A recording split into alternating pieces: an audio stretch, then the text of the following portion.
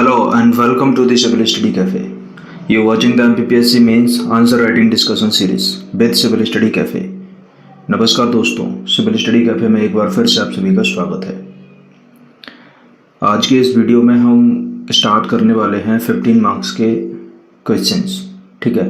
और 15 मार्क्स के क्वेश्चंस में भी हम स्टार्ट करने वाले हैं आज के इस सेशन में। अभी तक हमने पेपर 1 और पेपर 2 हमने कम्प्लीटली हमने कवर कर लिया है, यानी कि 2018 का पेपर 1 और पेपर 2। और अभी हम कंटिन्यू कर रहे हैं पेपर 3 को, है ना। 2018 का MPPSC मेंस का 2018 का पेपर 3rd, और उसमें भी हम कंटिन्यू कर रहे हैं 15 मार्क्स के क्वेश्चंस, और वो भी सेक्शन A के। Okay guys, so remember that.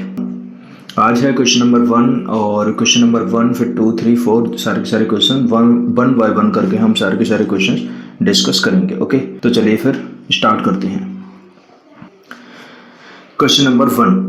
Question number 1 में क्या है? क्वेश्चन नंबर 1 है मधुमक्खियों की विभिन्न प्रजातियों के नाम लिखिए, सेक्शन A, ठीक है। वैज्ञानिक विधि द्वारा मधु प्राप्त करने की विधि का वर्णन कीजिए। फिर से रिपीट करता हूँ क्वेश्चन को। क्वेश्चन पूछ रहा है वो आपसे, मधुमक्खियों की विभिन्न प्रजातियों के नाम लिखिए, सिंपली पूछ रहा है, ठीक है। और दूसरी बात वो ये पूछ रहा है आपसे कि वैज्ञानिक विधि द्वारा मधु प्राप्त करने की विधि का वर्णन कीजिए। ठीक है, क्वेश्चन को 2 टाइप से डिवाइड किया है उन लोगों ने, यानी कि MPPSC ने क्वेश्चन को 2 तरह से वेरीफाई किया है आपके लिए। पहला तो वो आपको सिंपली पूछ रहा है कि मधुमक्खियों की विभिन्न प्रजातियों के नाम लिखिए। अगर आपको पता है, देखिए ये थोड़ा सा टफ होता है प्रजातियों के नाम बता पाना। अगर आपको पता है प्रजातियों के नाम तो आप लिख सकते हैं, ठीक है। अगर आप लिख पाते हैं तो ज़्यादा बेटर होगा, ठीक है। दूसरी बात वो आपसे पूछ रहा है वैज्ञानिक विधि द्वारा मधु प्राप्त करने की विधि का वर्णन कीजिए।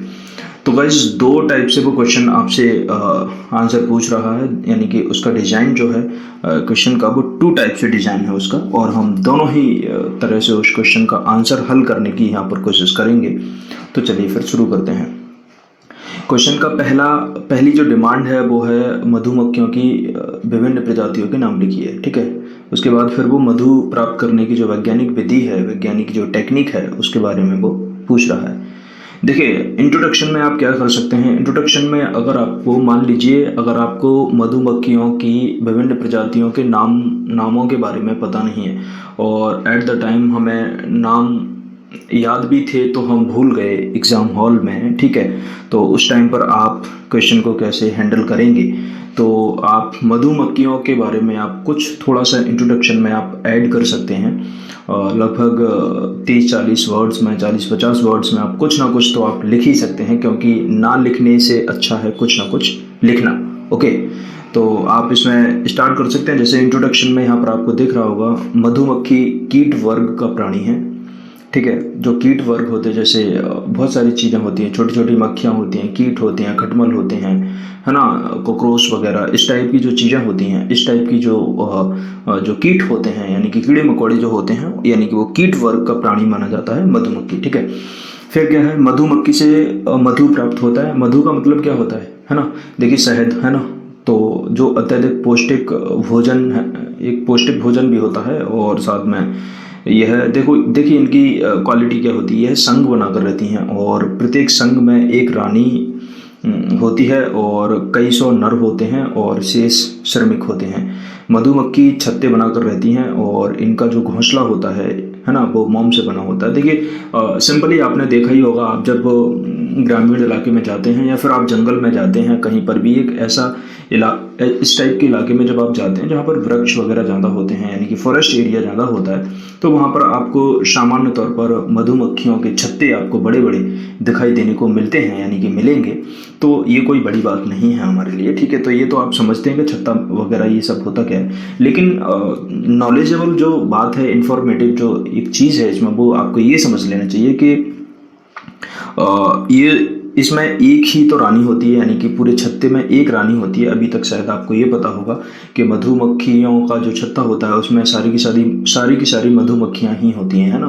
तो ये शायद आपका क्लियर हो गया होगा, आई होप। यानी कि सिर्फ एक रानी होती है उसमें और बाकी के सारे नर होते हैं, है ना। बाकी के सारे नर होते हैं, यानी कि मादा सिर्फ एक होती है और बाकी सारे के सारे नर होते हैं। और बाकी के जो और होते हैं जो श्रमिक होते हैं। अब श्रमिक कौन होते हैं भाई? श्रमिक होते हैं यानी कि जो आपको पता होगा फूलों से जो रस चूसने का जो काम करते हैं और उसके बाद फिर वहाँ छत्ते पर जाकर उसको इकट्ठा करना, इस टाइप से, यानी कि शहद बनाना, है ना। ये जो प्रोसीजर होता है सारा का सारा, उड़कर जाना, फिर वहाँ छत्ते पर पहुँचना, फिर फूलों पर जाना, उठना बैठना, ये सारी की सारी चीज़ें जो हैं वो श्रमिक वर्ग जो होता है, उसी में छत्ते में जो मधुमक्खियों का एक वर्ग होता है जिसको हम श्रमिक वर्ग कहते हैं, इसका काम होता है, यानी कि इस सब को मैनेज करना, इकट्ठा करना, ठीक है। तो ये तो हमने नॉर्मली, देखिए नॉर्मल हमने ये डिफाइन कर लिया सारा का सारा कि मधुमक्खी का छत्ता क्या है, कीट वर्ग का ये प्राणी है ना। और मधु प्राप्त होता है, यानी कि शहद हमें प्राप्त होता है। और आपको पता होगा शहद का हम कई जगह पर इस्तेमाल करते हैं, जड़ी बूटियों के माध्यम से भी हम इसका इस्तेमाल करते हैं, कई प्रकार की बीमारियों में हम इसका इस्तेमाल करते हैं, ठीक है। और सांस्कृतिक रूप से भी हम इसका प्रयोग करते हैं और भी कई प्रकार हैं इसके, ठीक है। और काफ़ी टेस्टी भी होता है। तो ये तो था नॉर्मल इंट्रोडक्शन, यहाँ से आप स्टार्ट कर सकते हैं। मान लीजिए आपको नहीं पता प्रजातियों के बारे में, प्रजातियों के नाम के बारे में आपको नहीं पता, तो आप यहाँ से ऐसे स्टार्ट कर सकते हैं। ओके, अब मैं दूसरी बात आपको यहाँ पर भी ये बता दे रहा हूँ यहाँ पर, जैसे मधुमक्खियों की प्रजातियों के नाम, देखिए मैंने यहाँ पर मेंशन किया हुआ है मधुमक्खियों की प्रजातियों के नाम। जैसे नंबर 1 भंवर प्रजाति होती है। भंवर प्रजाति का होती है, काफ़ी बड़ी मक्खी होती है, आपने देखा होगा, है ना, जिसको कभी कभार लोकल लैंग्वेज में भौर भी बोल देते हैं कुछ लोग, तो इस टाइप से आपको सुनने को मिलता है, ठीक है। नेक्स्ट क्या है, छोटी मधुमक्खी होती है। छोटी मधुमक्खी आपको देखने को मिल जाती होगी कैजुअली, ठीक है। उसके बाद फिर तीसरा जो है यूरोपियन मधुमक्खियाँ, ठीक है। यूरोपियन मधुमक्खी, है ना, इनको काफ़ी बड़ी मात्रा में पाला जाता है, एक तरह से मधुमक्खी पालन इनका किया जाता है। तो ये कुछ मैंने प्रजातियों के बारे में, कुछ स्पीसीज जो हैं मधुमक्खियों की, उनके बारे में मैंने आपको ये थोड़ा सा बता दिया है ताकि आपको थोड़ा सा ये क्लियर हो जाए। ओके, अब तो अभी तक हमने मधुमक्खियों के बारे में थोड़ा सा इंट्रोडक्शन में हमने देख लिया, हमने थोड़ा सा समझ लिया कि किस प्रकार से मधुमक्खी जो होती है कीट वर्ग का प्राणी होता है ना, मधु प्राप्त कैसे होता है और उनकी सारी की सारी प्रोसीजर क्या होती है। एक रानी होती है, बाकी के सारे नर और बाकी के सारे श्रमिक होते हैं। इस टाइप से काफ़ी सारी चीज़ों के बारे में हमने डिस्कस किया और कुछ मधुमक्खियों की प्रजातियों के नामों के बारे में भी हमने अभी तक डिस्कस कर लिया है। और तो अब हमारा लास्ट फेज जो है, वो क्वेश्चन का जो लास्ट फेज है वो ये पूछ रहा है कि वैज्ञानिक विधि द्वारा मधु प्राप्त करने की विधि का वर्णन आपको करना है, ठीक है। तो हम वो देख लेते हैं कि वैज्ञानिक विधि क्या होती है इसमें, ठीक है। देखिए आपको पता होगा वैज्ञानिक विधि क्या होती है। देखिए इस विधि में, यानी कि यह विधि जो है वो मधुमक्खी पालन में सर्वाधिक महत्वपूर्ण है ना, यानी कि इसका सबसे ज़्यादा उपयोग किया जाता है। वैज्ञानिक पद्धति जो है वो उसका सबसे ज़्यादा यूज़ किया जाता है शहद इकट्ठा करने, मधुमक्खी पालन करने में। वैज्ञानिक विधि ही आज के वर्तमान समय में सबसे ज़्यादा प्रचलित है, ठीक है। इनमें महत्व मधुमक्खियों को दिया जाता है और इनमें मधु कोशों का निर्माण किया जाता है और अतः चौखट उपलब्ध कराई जाती हैं और जिसमें डिब्बे होते हैं, ठीक है। देखिए आपको पता होगा, आपने कहीं देखा होगा शायद, यदि देखा है नहीं देखा है आई डोंट नो, बट मैंने देखा है तो मैं आपको बता रहा हूँ पर्सनल प्रैक्टिकल एक्सपीरियंस, कि काफ़ी छोटे छोटे बॉक्स होते हैं, मतलब इतने बड़े बॉक्स नहीं होते हैं, जैसे एक छोटा सा कार्टून होता है ना, उस टाइप के बॉक्स होते हैं। और उन बॉक्सेस में इन मधु कोशों का निर्माण किया जाता है और उन मधु कोशों का निर्माण करने के बाद उसमें एक चौखट भी उपलब्ध कराए जाते हैं और इन डब्बों को जगह जगह पर रख दिया जाता है। ऐसी जगह पर जहाँ तक ज़्यादातर रखा जाता है जहाँ पर इनको नॉर्मली रस की प्राप्ति हो जाए, रस की प्राप्ति, यानी कि ऐसी जगह पर जहाँ पर इनको सर्वाधिक मात्रा में फूल वहाँ पर मिल जाएं, ऐसी जगह पर यहाँ पर मधुमक्खी पालन जो होता है ऐसी जगह पर सर्वाधिक किया जाता है। ओके, तो ये कुछ ऐसे डिब्बे बनाए जाते हैं जिनको हम नॉर्मली हम बोलते हैं कि ये वैज्ञानिक पद्धति है और ये सारा का सारा इस टाइप से होता है। और देखिए अतः यह ऊपरी डिब्बे शहद कक्ष का कार्य करते हैं और कई जगहों पर फ्रेम युक्त छत्ते तैयार किए जाते हैं। तो इसमें जो दो डिब्बे होते हैं, है ना, इसका जो ऊपरी वाला जो ढांचा होता है ना, उस डिब्बे को शहद कक्ष का नाम दिया गया है क्योंकि शहद को जो कंज्यूम किया जाता है, इकट्ठा किया जाता है, वो इसी ऊपरी कक्ष में किया जाता है, ठीक है। और कई जगहों पर ये फ्रेमवर्क जो छत्ते जो होते हैं वो तैयार किए जाते हैं। ये मैंने आपको बता ही दिया, कई जगह मतलब ऐसी जगह पर सबसे ज़्यादा ये फ्रेमवर्क डब्बे यानी कि ये जो बॉक्सेस जो हैं वो तैयार ऐसी जगह पर ज़्यादातर किए जाते हैं जहाँ पर खेत काफ़ी ज़्यादा मात्रा में होते हैं और खेतों में भी कुछ फूलों जैसी यदि कोई पैदावार हो रही है तो ऐसी जगह पर इनको तैयार किया जाता है। तो गाइस मैंने ये तो आपको बता दिया वैज्ञानिक पद्धति से कैसे शहद का निर्माण किया जाता है, कैसे शहद प्राप्त किया जाता है, कैसे शहद को बनाया जाता है मधुमक्खियों के द्वारा, ठीक है। तो ये तो नॉर्मल सी बात है ये।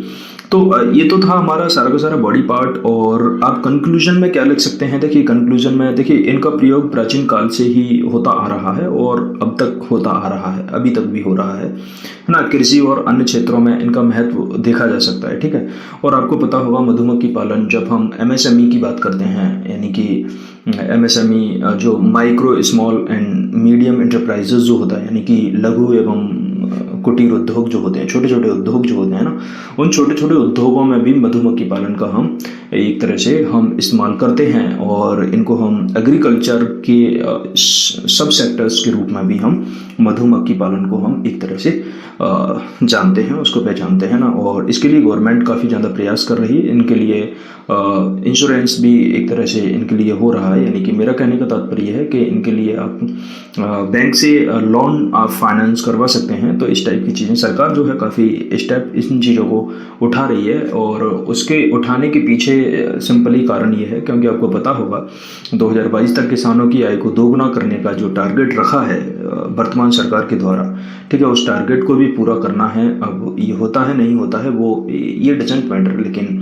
फिलहाल टारगेट जो मोटिव जो है गवर्नमेंट का 2022 तक जो है किसानों की इनकम को डबल करना है ना। तो उस चीज़ को अब इनकम डबल कैसे होगी? तो यानी कि कृषि से संबंधित जो और भी छोटे छोटे जो काम हैं यानी कि छोटे छोटे व्यापार हैं या फिर छोटे छोटे उद्योग जो हैं जिनमें एक मत्स्य पालन नहीं, हम मधुमक्खी पालन की बात कर रहे हैं, जिनमें से एक मधुमक्खी पालन जो है ना, वो भी है। तो इस प्रकार से ये काफ़ी सपोर्टिव रहेगा। तो गाइज आई होप आपको वीडियो लेक्चर काफ़ी पसंद आया होगा और अगर आपको वीडियो लेक्चर्स पसंद आ रहे हैं तो लोगों में शेयर कीजिए क्योंकि ये प्रीवियस ईयर्स क्वेश्चन पेपर के आंसर मॉडल हम यहाँ पर डिस्कस कर रहे हैं BPSC के 2018 के अभी सारे के सारे क्वेश्चन हम क्वेश्चन 1 by 1 करके सारे के सारे क्वेश्चन डिस्कस कर रहे हैं जिसमें हम फर्स्ट पेपर सेकेंड पेपर हम कम्प्लीटली कवर कर चुके हैं, ठीक है। और अभी हम थर्ड पेपर को कवर कर रहे हैं। जैसे ही हमारा थर्ड पेपर कंप्लीट हो जाएगा उसके बाद हम फोर्थ पेपर को कंप्लीट करेंगे। इसी टाइप से हमारा 17, 16, 15, ठीक है, इस टाइप से हम 4 से 5 साल के पेपर्स को डिस्कस करने वाले हैं, है ना। तो ओके गाइज, आई होप आपको वीडियोज पसंद आ रहे हैं। So thanks for watching this video. जय हिंद।